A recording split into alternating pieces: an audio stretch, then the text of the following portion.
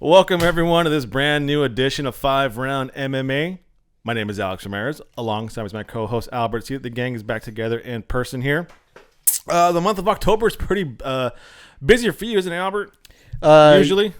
Yeah, especially because all the birthdays, all the celebrations, and it's my favorite month of the year, dog. Yep. And the only thing that sucks is the Dodgers couldn't get it done. Yeah. But let me be the first to say, because I feel like I'm not your typical Dodger fan. Don't give me one of those, I'm so proud of these guys. And I'm not going to give you the whole proud speech, but I will say this. For a team that was practically injured.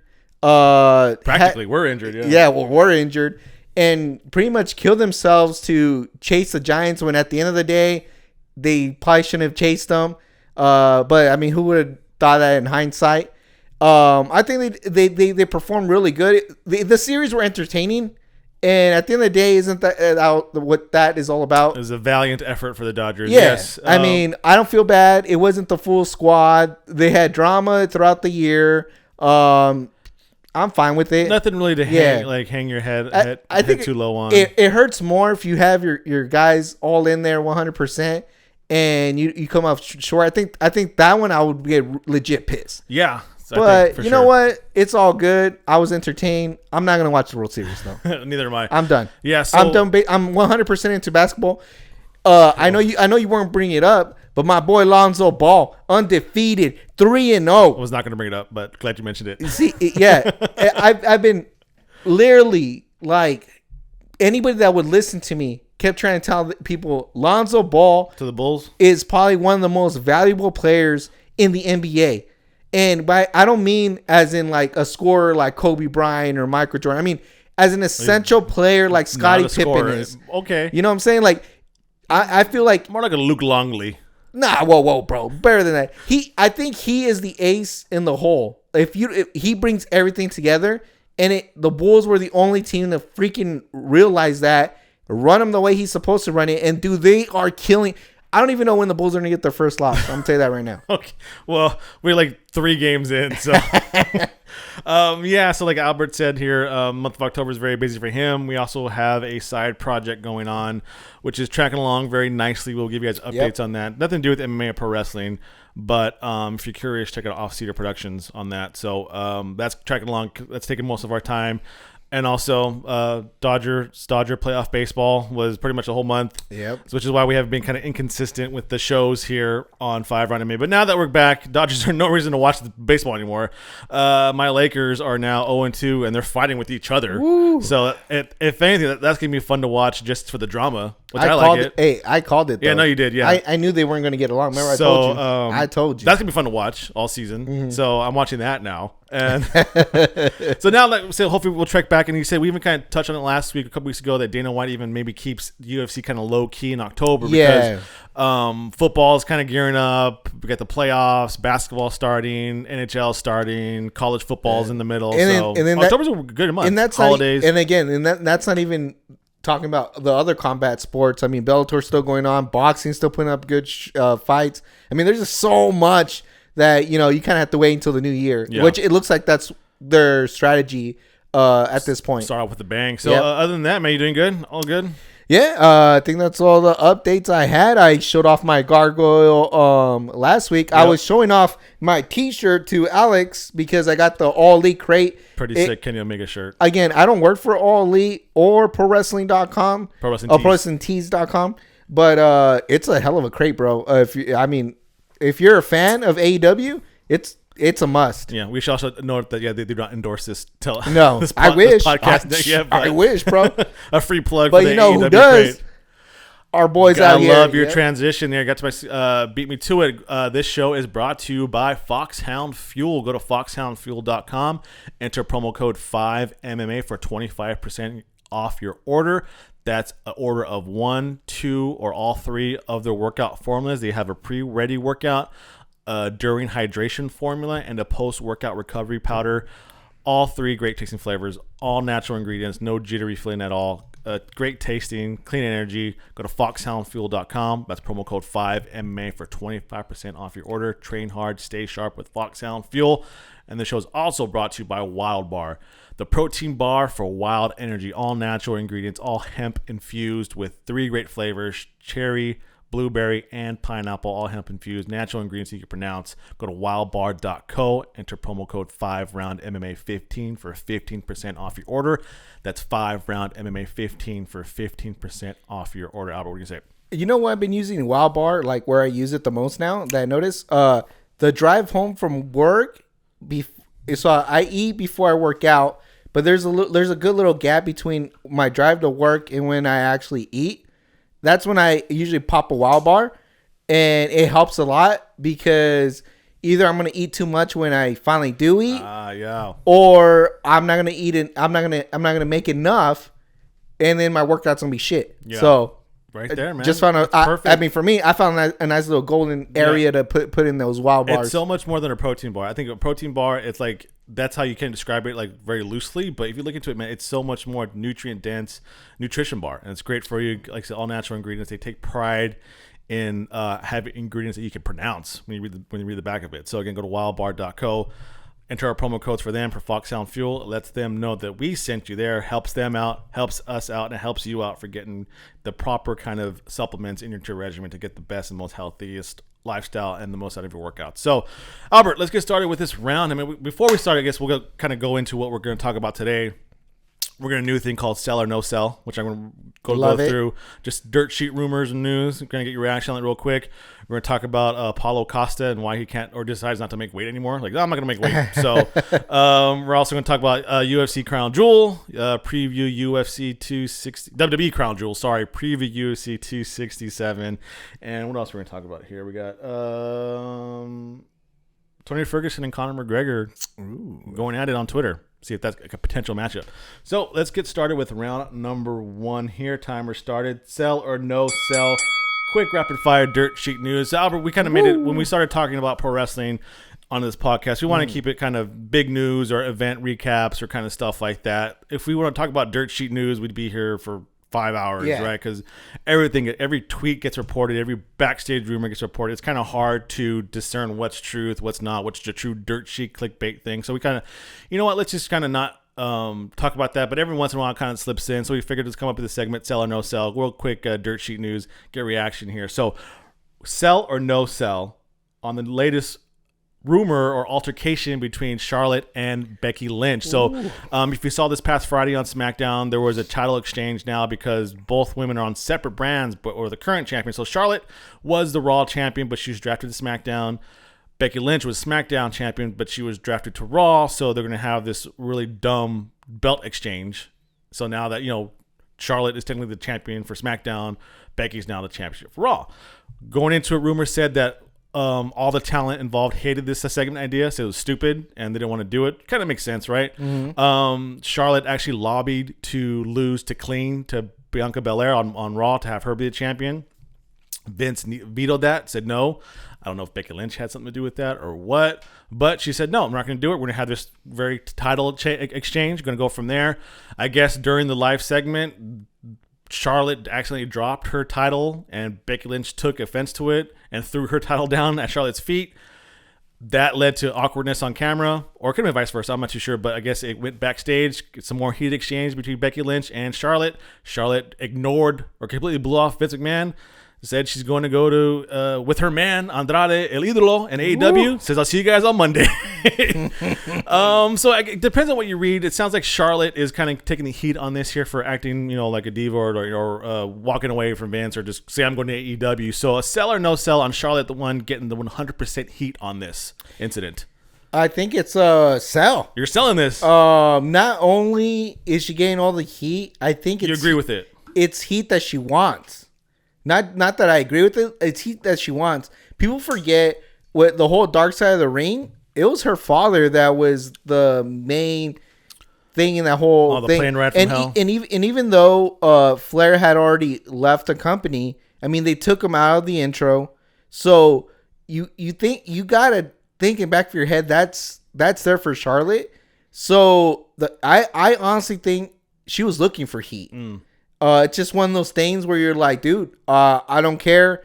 I don't like the way things are being, and I'm purposely going to look for this heat. So I'm selling it. Not only is it on Charlotte, I think she was looking for it. To tell you the truth, no accident. I think she's looking for it. I'm no selling it. I think some of this heat probably goes to Becky Lynch as well. I think you gotta really pay attention to what's going to happen Raw this year. You got the Ultimate Power couple and Seth Rollins and Becky Lynch on Raw. I got to think if Charlotte was lobbying to lose a title that technically belonged to Becky Lynch, does Becky Lynch not want to do that? Who's going to lose clean to Bianca Belair? Should it be Becky? Should it be Charlotte? But I don't think this is Charlotte's fault. She shouldn't get heat for this. I think it's probably Vince, maybe a little bit of Becky in the background to see. But interesting to see what's going to go on with Raw, knowing that both Seth Rollins and Becky Lynch are on there. The power couple, the two-man power trip. Woo. That two-man power trip. I don't know. The man is on Raw now. I always feel this story never ends well. It never does, right? All right, so second item for sell or no sell. Recently, the AEW storyline with Chris Jericho and the American Top Team that randomly out of nowhere came to a head when former UFC heavyweight champion Junior Santos stepped in the ring in a tag team match. And he fared kind of good, a little awkward at spots, but he started holding his punches. Expected. When asked if he wanted to do it again, he said, not right now, but I was a huge fan of professional wrestling. When I came in to hang out with Dan Lambert, who's cutting his promos, I'm paraphrasing here, said that, you know what, it was really cool. I saw the setup. I saw how cool it was. I got in there. I liked it. So maybe sometime in the near future when I'm done fighting, I'll transition to professional wrestling. So, Albert, sell or no sell, JDS becoming a legit professional wrestler post-MMA career? Bro, I am 100% selling it. I am probably very few person that honestly believes the best wrestlers come from combat backgrounds. Because you believe it. Yeah, and Kurt Angle is probably the easiest example you can give. Yeah. Because that guy took to wrestling like it was fucking bread on butter. I mean, I have never, ever seen someone not just get wrestling, but to that high level than Kurt Angle. Damn, we went through the whole 5 minutes already. Yep. But I want, if you haven't seen Cain Velasquez wrestle, a real good wrestler too, came from a combat sport, and I can't get out of the subject without naming the GOAT of combat to pro wrestling, which is Ken Shamrock. Yep. I think even as a young kid, seeing him wrestle was one of my favorite things, and I didn't even know about the technical aspect of wrestling. Really, I knew Dean Malenko was in that realm of something special when it came to technical, but Ken Shamrock was right there. And again, I think it's that combat base that transitions well. Daniel Bryan, who trains MMA or whatever, has implemented some of the moves in there. Same thing with Fish and his ex-partner that's still in NXT, Kyle O'Reilly. And it just feels more. It looks better. It looks cleaner. I think there's a big future for JDS. Yeah, I think so too. I'm going to sell on this one. I think it's believable. He's a heavyweight. We need true heavyweights in professional wrestling. Sorry, I'm not. I don't adhere to the whole vanilla midget thing. But it's nice to see some big big dudes, right? Yeah, it's kind of cool. That get the true. That has some legit background too. Yeah. So I mean, if he says it, he says it, bro. I'm selling on him coming professional wrestler. So I'll be kind of excited to see a lot more than CM Punk going into MMA. I'll tell you that much. Last one. Rumors are going out that AEW and Impact are going to end their partnership very cordially, but the quote unquote forbidden door is open for future work together. So now that it's over, Impact is now Moose is a champion now. I don't know if we'll see the Good Brothers anymore on Dynamite or Rampage or AEW television at all. So now that this first chapter of the partnership between AEW is over, sell or no sell this being a complete and total failure? I'm gonna no sell it. No sell it? I don't think it was complete failure. I think they didn't, no pun intended, made a big impact in the wrestling world as I think they thought they were going to do by doing this. It was almost there. It was almost there. I think the best we got out of it was Kenny versus Moose. Other than that, I didn't see the bigger matchups I think we wanted to see, or as far as storylines, we kind of didn't catch any of them. I think if they were at least put in a good storyline in there about going back and forth, it would have been a little bit better. But was it a complete failure? No. So I'm going to sell it. I'm going to sell it. I think that you could tell it wasn't very well thought out. And when Impact said, you know what, this isn't really working for us, we got to get the belt back. Oh, we'll just give it to Christian, and then Christian drops it to Alexander, and then, then we're done. Where were the dream matchups? This whole Forbidden Door thing was hyped up. What happened? We saw Sami Callihan versus Kenny Omega. Finn Juice came. I'm sorry. Now that New Japan's sending a couple stars over to AEW, but where are these dream matchups here? Are they going to happen anytime soon? Is the Forbidden Door halfway closed? It's kind of letting in a little bit of a draft now. So I don't know. For me, this is selling this as a failure. To me, it could have been potential. Maybe they should have waited for crowds to get back in. Yeah, maybe it was too soon. Maybe they do it again. I don't know. But it kind of seems like Kenny winning the Impact title again doesn't really do anything. He looks like he's going to lose his title to Hangman Page as it is. So, I mean, Kenny winning all those belts, what did it do for the business in general, really? Did it really get it hyped up? Maybe it was too soon, you think? Maybe they should have waited till the audience was there to do it? I 100% agree with that statement that they should have waited for fans to come back. But you do have to admit, it was cool. Kenny getting the belts did heat up the whole business. It's just that there was a failure of some kind. There was no... Not looking back, there was really no game plan to it. Yeah, but it did heat up though. It caused some buzz. Or other references back 5 years from now. Say that's long-term storytelling. Hey, that's long-term booking, right? Long-term booking. That's it for round number one. We're gonna switch gears, talk about some mixed martial arts and the evolving saga of Mr. Paulo Costa coming up next. 5-round MMA. Welcome back. Time for round number two. Here. Amidst all the craziness in the sports world, UFC's consistently still going to have these fight nights underneath, throwing them there. Kind of, I think one was like early in the day because they didn't want to go ahead against the playoffs. So, but this past Saturday, it was a scheduled middleweight bout between Marvin Vettori and Paulo Costa, two former title contenders, two guys who got beat up pretty bad by Izzy. So what do you do? Well, you guys can fight each other, right? Uh-huh. And then all of a sudden, we're nearing fight night, and then Paulo Costa says he can't make 185. He said something ridiculous, like he was like 220 or something. Like yeah, that, like he wasn't even trying to cut. He's like, I'm like 200 something pounds. Yeah, I can't make weight by this Friday. And they're like, what? Okay, can you get down to 195 catch weight? Or 195. Yeah, catch weight. Vettori said, dude, I'm ready to go, man. I can go whatever. Paulo Costa said, sure, or he kind of agreed to it, and all of a sudden. No, it's going to be a light heavyweight bout, 205. So Vittori's like, you know what? I don't care, bro. I'm here to fight. Give me your money. We'll go from there. And Vettori comes out, beats up on Costa, takes away the win. Dana White now says that Paulo Costa can only fight at light heavyweight. Why even give this dude another chance at all? Your thoughts on why they're even entertaining this guy who's I think is a joke now, to tell you the truth. He proved he's not a championship. He's not a championship fighter. He's all drama filled. You already proved you can't count on this guy.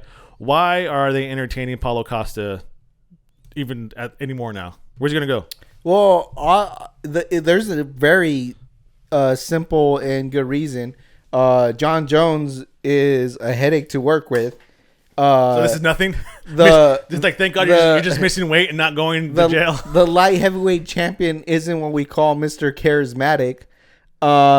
Izzy, in the middleweight division, doesn't have much competition. So there's a lot. That's the easy reason to keep Paulo. Just the fact that right now, it's funny how it works in cycles. UFC is light when it comes to the top heavy fighters. They're stacked when it comes to the lightweight fighters. They alternate every now and then. And right now it just seems to be that weird era where there's probably only like 2, maybe 3 fights to make in light heavyweight, and middleweight. And in all honesty, when it's like that, you can't let just any fighter go. But I will say this, Paulo, of course, it felt like a very unnecessary drama, 1. 2, like he wasn't even, I mean, the fact that he wasn't even close to middleweight seems weird. It's like, I have a fight this weekend. Yeah. Oh, man. Yeah. And then the other part that I don't get about the 205 part is if he lost at 205, you're telling him to stay at 205, when technically then he lost to a middleweight at 205. Right? Yeah. Is it just me, or did that make no sense? So let's switch gears now for Vettori. company guy. Says I'll fight wherever you need me. He wins at light heavyweight, but now does he kind of just was this like an exercise for him? Like, okay, you didn't lose and you won, but you're not gonna get any more standings in the middleweight division. Again, in the context of the fight, he won the fight, but the guy has a stone chin. I mean, I don't think there's any other fighter that would have been able to take those hits. Yeah, so congrats that he has that stone chin. I think that saved him. 1. 2, the eye poke did deduct a point, even though it ended up being like 46. So even if they would have taken the point away, technically he would have won. And then the third thing I want, it just goes back to an overall fighter. I think they did a lot of good stand-up wars, but did I see an Izzy in there, or did I see something? No, I didn't. Yeah. So I think he stays in the good graces of UFC. I don't think he necessarily moved any notches though. So basically, this was just to fill ESPN obligation, right? Yeah, that's card. Yeah. At the end of the day, it was a good fight.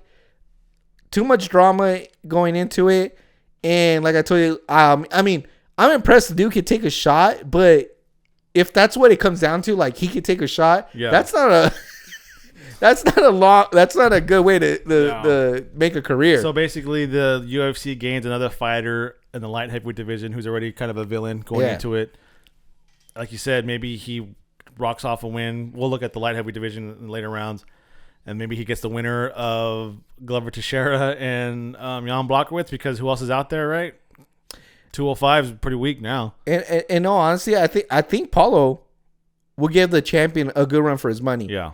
They're both stand-up guys, and Paulo hits hard. Yeah. So, and we haven't seen Paulo get other than Izzy. I mean, but who hasn't Izzy? I don't know. That's a tough. You know what? It is an interesting fight, though. It is an interesting fight. All right, that's it for round number 2. We're gonna come back, stick with mixed martial arts, and talk about 2 of Albert's favorites beefing on Twitter. See if that's gonna lead to potential fight coming up next. 5-round MMA. Welcome back. Time for round number 3 here. We're going to stick with the world of mixed martial arts here. So basically, randomly, Tony Ferguson commented on or responded to a comment that McGregor said on something. And now there's a war of words between Tony Ferguson and Conor McGregor. So here's the first tweet here that Tony Ferguson randomly commented to Conor McGregor. Taking growth hormone will do that to someone's build. You're mentally weak and your leg is compromised. You're fragile and frail and breakable. That GH gonna make you break, kid. Keep pumping your chest. You cheat. Not the first time God punished you. You like picking on people and DJs. WTF PU and then it ends with a Y. So to which McGregor responded, OMG, you bless you kid, mental basket, sad case. I'm going to share your scared wife's video that was sent to us for screening, crying as you smash her house up. What a sad bastard you are. No brains, empty head, losing streak, no management, wife sending us videos in fear. So McGregor goes for the jugular big time, doesn't he? It sounds like, dude, Conor, you got to put a chill, but who tells the double champ what to do? Yeah, so the thing about Tony Ferguson is what I find frightening about his social media is that he capitalizes the first letter in every word he tweets out. Oh, man. So, like, it's capital taking, capital G, growth, capital H for hormone, capital will. You know how, like, insane you have to do that, to do that? Yeah. Every tweet he does. And that's some, like, what's it called? That's, like, frightening. Yeah. I see that. Just to have that, they don't do that. Dude, that legit give me chills, bro. I got straight chills from that. So, let's say potentially this fight, they do kind of escalate. I mean, both guys are... you can tell there's a lot of CTE in both those tweets. So for Tony and for Conor McGregor. But this fight, I don't know. I kind of like it. It makes a lot of sense. Because I'll give you that. They're not fighting for any gold anytime soon, unfortunately. Both of them are on a losing streak. Both of them. You could kind of justify Tony Ferguson. I mean, but still, they're both on a losing streak. You got to use that word. Don't throw in that term losing streak around kind of loosely for Tony Ferguson. And I don't want to say they're at the end of their career, but surely they're past the peak. They're on the downward trajectory. Yeah. There's an upward trajectory. You're at the top, and then they're downward trajectory. So it just makes sense to make this fight. If Tony wins, title shot. It puts him right back where he was. Title shot. Yeah. If Conor wins, it keeps him still one more fight away. Yeah. One more fight away. So it actually makes sense. I will not be cheering for anybody in this fight. I'll sit down and enjoy it because it's my boy Tony and my boy Conor. But the only one that wins are the fans on this one, I think. They both have both their last wins over Donald Cerrone. Yeah. But I mean, I'm Tony, pretty sure you could click on a lot of people in their last wins. So Conor McGregor's last win was Donald Cerrone back in January 2020. Tony Ferguson's last win was Donald Cerrone back in June 2019. So since then, Ferguson's lost to Gaethje, Oliveira, and Darnouche, 3 badass dudes. Since then, McGregor has lost twice to Dustin Poirier, who's multiple-time champion. So, I mean, they're not losing the tomato cans here. So I get people talking crap about them, dude. They're fighting the best fighters in the world. Either win, I think it keeps both of them in that picture. Yeah, especially. I mean, Tony. I think obviously Tony has more to win. That fight happens, bro. Can you imagine the trash talk between those two? Yeah, I think not gonna make any sense whatsoever. A win skyrockets Tony, and it puts him in a weird position that he's never really been in. I think. Yeah. Conor, it keeps him one more fight. You know, because this guy could have retired 5 fights ago. To tell you the truth, you're gonna have to get Amy Adams' character in Arrival to just decipher what the hell Tony Ferguson and Conor McGregor are be talking trash to each other. I like it. That's though. how like convoluted. I like it. Like you think when the Diaz brothers talk trash, like wait, what did they say? And imagine when Tony Ferguson and Conor McGregor going at each other. Especially when Conor drops that Irish slang. Yeah. I'd be like, bro, I don't know what you said, but I like it. Same thing with Tony. You just went completely crazy mad on me, but I like it. Yeah, exactly. I don't know why you comparing something to a tree, but I like it, bro. Like, there's like Eddie Bravo, and then there's like Tony Ferguson. And all the weird, like, what are you guys talking about here? So I'm down for it. I think it keeps both of these guys. It's a big payday. It's going to keep both of them relevant. Win or lose, like you said, sit back and enjoy it. I'm always going to root for Tony Ferguson just because he's my boy. Yeah. So we'll see how it goes. I don't know. It could be nothing. Everybody calls out McGregor anyway, so it could be nothing. Could be something. But in terms of notoriety, I think the fight makes sense. Yeah. So 100%. We'll see. Dana White, Sean Shelby, if listening, you heard it here on 5 Round MMA First. That's it for round number 3. We're going to take a small break, enter the championship rounds. We're going to talk WWE Crown Jewel. I want to get Albert's opinion on if the true King of the Ring was crowned. And we're also going to preview UFC 267 coming up this weekend. Don't go anywhere. Come up next. 5 Round MMA. Welcome back. Time for round number 4. So, timer started here.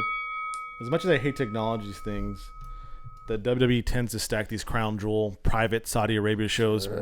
They're not now. This is probably the first one where it wasn't so gimmicky, where we didn't see Undertaker and Kane versus Shawn Michaels and Triple H. This was actually legit storyline driven matches, right? Other than Goldberg and Bobby Lashley, but Seth versus Edge in a Hell in a Cell, that's a continuation. RK Bro versus AJ Styles and Omos, that's a continuation of a storyline. Roman Reigns versus Brock Lesnar, that's a big time thing. So this is like the very first one that they had that was like, okay, well, it's not just a freak show, and you can tell like they don't want like Hulk Hogan and The Rock coming out here because that's what they remember, right? Okay. So the biggest one for me, anyways, was the return of the King of the Ring and the inaugural Queen's Crown tournaments that were culminated here. King of the Ring was one of my favorite pay-per-views ever. I love tournament styles. I love the G1. I love all that stuff. I think tournaments make sense in professional wrestling. From what I heard in the dirt sheets, Vince hates tournaments for some reason. I don't know why. I love tournaments. Especially like during the middle of the year where like nothing's happening. Why not have a tournament? That's King of the Ring was always right after WrestleMania and right before SummerSlam where nothing was kind of really going on. So, hey, let's have a King of the Ring tournament. Maybe it could project a storyline. And over the years, it disappeared and came back and randomly, William Regal's King of the Ring for some reason. But this year they made a big deal out of it. The finals was going to be at Crown Jewel. The two finalists were Finn Balor and Xavier Woods, and Xavier Woods was given the nod. Now he's King Xavier Woods here. The storyline for him was childhood dream came true. King of the Ring was my favorite pay-per-view. I'm glad to be it.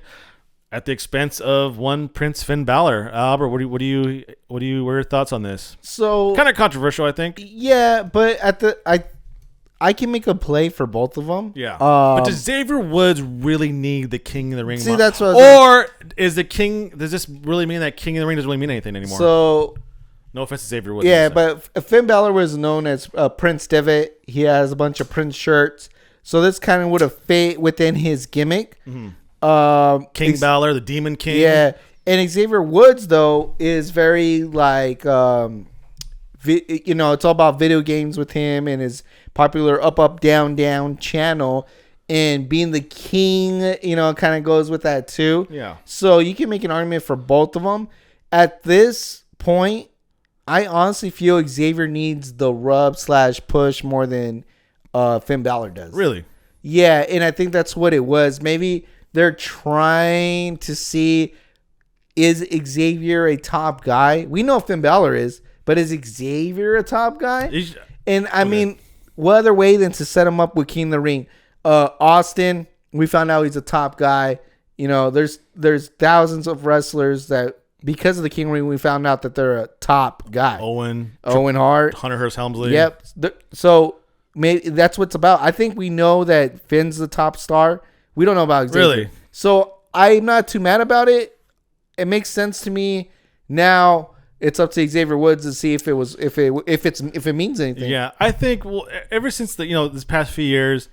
It didn't go around like when Bret Hart won. He wasn't King Bret for a year. Uh-huh. Owen Hart did it because it just made sense. King of Hearts, Owen Hart. It just made sense. But when Hunter Hearst Helmsley, it wasn't King Hunter Hearst Helmsley for a whole year. Mm. But for some reason, it kind of went to that. King Baron Corbin, King Booker for like a whole year. And then it kind of got some. Which I don't really like. I think it's if you win it, it's like an acclimate, right? It's like even Wade Barrett, remember? He was King Wade Barrett for a while. So it's like I don't like that because then like when a new one's crowned, you got to give up that gimmick. So, but for me, I think of the two of Finn Balor and Xavier Woods, who has the most screen time every week?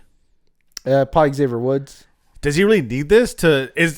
Is Xavier Woods now past the point where he even needs single title accomplishments? Does he need to have a good match to be a top guy in WWE? I mean, he's a wrestling fan, so I'm pretty sure he wants to have a 30-minute classic like Daniel Bryan and Kenny Omega. But does he need that? Is he past that now? Do you see him like, Xavier Woods, technical wrestler, he's going to have a 5-star match?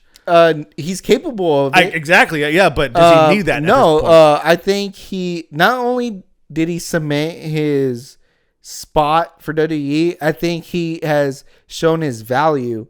I don't see them ever terminating Xavier Woods unless someone comes that offers the exact same thing as Xavier Woods does. Yeah, which is a tough thing to do. So I think he has his spot, but I think it goes back to, like I told you, I think they're in the superstar business. If you ain't a superstar, why are you here? Why are we paying you millions of dollars? True. I like you. You kept saying that we know that Finn Balor is the main event player. We know that. But does they gotta know it too, though. I just hope that they have something for him after this. To me, it feels like Finn Balor is just that guy they have in their back pocket at all times. You know what I'm saying? They're like, he's almost like with Cesaro, even though I think he's still better than Cesaro as far as gimmick. And I mean, Cesaro's wrestling's probably better, but gimmick wise, it's better, and its wrestling's up to par, so he's better than Cesaro. But I just feel like he's like a back pocket type of guy. Yeah. Where when they can't figure something out or they need a solid, honestly, I don't know how you're gonna take this, but he's the Bret Hart of this generation. You need someone in the spot that won't crumble under pressure. It's Finn Balor. Yeah, but at least Bret had 5 title reigns. That's true. I mean, yeah, he's lacking the title reigns. That's for sure. Yeah, I think. And he's on Raw now, I think. I just think he could be the secret to this whole quote unquote war with AEW, man. Because if you throw Finn Balor out there, I feel like the one that they really need to focus on is Finn versus Seth. Yeah, dude, they'll tear down the house. Hopefully that comes up if they're both on the same. In story and in wrestling. Yeah, real quick too. I know a little bit of a. We always do this. No, for the marks too, because we're talking about everybody. They were adding up all the total time matches for the Queen's Crown. Like 2 minutes, 3 minutes. Wow. And like the whole like tournament to the final was like 11 minutes total. So we're gonna give the equal amount of time to the Queen's Crown that we did to the King of the Ring. Zelina Vega overcomes Doudrop to become the first ever winner of the King's Crown tournament. I have to think I've been a fan of Zelina or Trinidad since her time in Impact, LAX. Shelly Martinez, what's up? Yeah. Rutherford Search. She's a great worker. But do you think this had something to do with maybe poking the marks over AEW marks? 100%. Oh, they're just burying her because her husband's over at AEW. And the only reason why she signed back with WWE is because she wanted to be with her husband. Then when they released her husband, blah, blah, blah, blah. Yeah. So no, what I think this. You're a dirt cheap mark. Come on, bro. Nah, dude. I think Zelina is extremely talented. Heck yeah. Deserves the queen status. Agreed. Regardless of who she's married to, by the way. But you got to. I feel like you're naive to say that's still not a shot at the marks out there. I think so too. Yeah. Because I feel like the natural thing is like what they did with Lana, where it felt like they're really burying her on purpose. Put it through a table for like 4 weeks in a row. And this is their way of saying, see, like, we don't bury people here, fools. Shut up already. But well-deserved. Would I like a better match? Yeah. I didn't think it was it wasn't the best, but I can see why it wasn't. But yeah, I think they picked the right person. Yeah, and actually, that's all I wanted to focus on the Crown Jewel because the rest was just like whatever. I mean, it's it was your typical stuff. Even the Hell in a Cell, bro. Yeah. I mean, man, Edge just sucks. I'm with you now. Roman defeats Brock, but I think there's some kind of stuff going on there, and but there's rumor now that Brock might win the Royal Rumble and cash it in. Royal Rumble, Brock versus Roman again. And I refuse to talk about Goldberg and last year. Yeah. So Zelina Vega, congratulations. Again, regardless of who she's married to, super talented. I think they went with the right person on there. It was her or Toni Storm. I could have gone with either one. Yeah. I like that. Carmella's in her own little world where she's super entertaining. Yeah. But I think as a worker, Zelina stands above them all. So congratulations to her. Xavier Woods, I could have gone either way, like I said, but I just want Finn Balor to be champion and be the top guy. I think that was taken away from him when he got hurt, and I think he could have been a lot. When he was the first ever Universal champion. So don't forget that's it for round number 4. We're going to come back and preview UFC 267. 2 big-time title fights coming up this weekend. Getting back to the thing of MMA. Now the Dodgers broke my heart. I can focus on mixed martial arts and professional wrestling again. Let's go. 5-round MMA. Welcome back. 5th and final round. UFC 267 takes place this Saturday, October 30th. Live from where, Albert? Can you scroll up real quick when you can? Is it in if you can pronounce United that. Arab Emirates, UAE. So main event, Jan Blachowicz versus Glover Teixeira, UFC light heavyweight championship out. 2 of the nicest guys I've ever interviewed. I've interviewed Jan. Yeah. We've both interviewed Glover Teixeira. Super nice guys. Awesome guys. Both could murder us with one hand behind the back. But when it comes to promos, boring. Yeah. And marketability, boring. So, but should be a great fight. Yeah. We were talking about this. Should be a stand-up war. Jan Blachowicz has power. Glover Teixeira, even though he's dangerous on the ground, I think he likes to stand up. Clean boxing here. But you could really hope the UFC is like, man, we just hope we get a great fight because both these guys are boring. Yeah, I see this going 2 ways. One, John makes quick work, and this is a Mike Tyson classic here, where thanks for showing up. That was it. Yeah. Or somehow, some way, Glover is able not only to handle the storm, but figure out the storm and win. So What a story that'd be. He's like almost like he's in his 40s, isn't he? If someone said, Albert, you gotta bet the house on it, I'm going with John. Yeah. There's no way I'm not going with him. And after this fight, I don't even know who's next, man. For the guys. I mean, yeah. Co-main event. Paulo Costa? Paulo Costa, right? No, what's his name? The guy with the ponytail. Oh, yeah. I know what you're talking about. I forgot. We'll go look at his name. Yeah, but anyways. Co-main event was supposed to be Peter Yan versus Aljamain Sterling to run it back, or the controversial ending for their bantamweight championship bout. But Aljamain Sterling said, I wasn't even clear to fight in October, bro. So the Sandman steps in. Corey Sandhagen steps in. Now it's going to be interim bantamweight title bout. Peter Yan versus Corey Sandhagen. I am a Corey Sandhagen fan. I think he probably should have. Well, I mean, that fight with TD Dillashaw was kind of decision split, but I had Corey in that one. Of course, had Corey winning that fight. The Snake is going to go away and get healed up really quick. He had that awesome knockout win against Frankie Edgar where he made him go just completely. I thought he killed the guy. Also, he defeated Marlon Moraes, and his last loss was to Aljamain Sterling. So 2 guys who lost to Sterling. And like just like you, I'm a big Corey fan, and I had him beating Dillashaw that night. I think Dillashaw barely snuck in that win. So yeah. I got in new Interim bantamweight. Well, it's gonna be new anyway, regardless for anyone.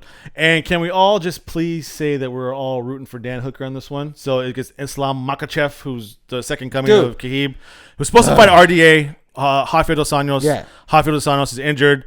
Dan Hooker steps in and says, "Bro, I'll fight. I'm not scared of Islam Makhachev. And I will fight him." Dude, 100 respect for Dan Hooker. The guy must have the giant balls. Yeah. But I would want to like a full camp before I fight. What sucks is that Dan Hooker is known as a stand-up fighter. Islam, everybody knows what he's going to do. I'm still going to go for Dan Hooker though. Yeah. I hope Dan Hooker wins. But, me too. But I think me too. I still think this favors Islam. Yeah, I don't big time. Just by association with Khabib, I don't root for Islam. Yeah, 100%. Again, because the whole Tony Ferguson thing we're established at. Volkov, please, bro, come on. A heavyweight he's there, but not there. Yeah, a heavyweight matchup against Marcin Tybura. It's could be a pretty good fight. Number 5 and Volkov versus 9 and Tybura. The former hype train. I mean, he's cooled off for a good minute. But remember, he was the talk of the town. Yeah. He was the cat's meow for a little bit. Yeah, he returns. So pretty good fight card actually here. Maybe $65, not $69.99. Maybe $63 or $59.99. I'm telling you right now, if you don't split with me, Alex, I'm gonna catch the highlights. Oh yeah. So UFC 267 this Saturday, October 30th, 11 a.m. start time. Do you want me to pay $70 and wake up at 11? Come on, bro. Not happening, bro. Come on. Beyond Blachowicz. I might have to check the highlights on this one. Two of the nicest guys we ever met. Quick story here. We have about 20 seconds left. When we first met Glover Teixeira, he was coaching one of his fighters at a Bellator event. Albert and I went up to him. If you guys go back to our old YouTube channel, we had this thing where all the fighters we interviewed, they put the number 5 up in a fist for 5-round MMA. And we asked him, he did it. On the camera. Didn't even think about it. And then all of a sudden it occurs to him, wait, what's this for? Thank you, Glover. We'll see you later. Bye. You just endorsed us. Thank you so much. That was right before his fight with John Jones too. So it was pretty big win for us. That's it for this week's show. Thank you all for tuning in. Thank you all for being patient with us. Like I said, October is a busy month for Albert, personally and professionally. For me, it's professionally busy and also Dodger baseball. So that's it. We'll get back on the consistent with you guys here, talking about MMA and professional wrestling. A big thank you to Wildbar. Go to wildbar.co, enter promo code 5MMA for 25% off your order. And a big wildbar.co, promo code 5round MMA 15 for 15% off your order. Foxhoundfuel.com, promo code 5MMA for 25% off your order. Foxhoundfuel.com, wildbar.co. Make sure to keep up to date with us on social media. We're on Instagram, Twitter, and TikTok, all at 5round MMA. It's FIVE round MMA. Visit 5roundmma.com. If you're listening to us or watching us on YouTube, please hit the like button, subscribe, turn on notifications, turn on comments as well, or leave some comments on there. We'll engage with you guys back, or we'll even read them out loud so you can tell. A couple of people on TikTok are calling Albert a clown. And but comedian. Not saying why. Not saying why. If you're I like it though. If you're listening to us, leave a rating on Apple Podcasts. Leave that 5-star rating. Again, if you check us out on Amazon Podcasts, Spotify, wherever you get audio podcasts, we are available here. Thank you guys so much for tuning in. Albert, what do you got? Real quick, I know I'm a funny guy. I'm pretty sure that was the reference to the clown thing. Hasbro had their panel this last weekend. There is an item there that I think you will be interested in, Alex.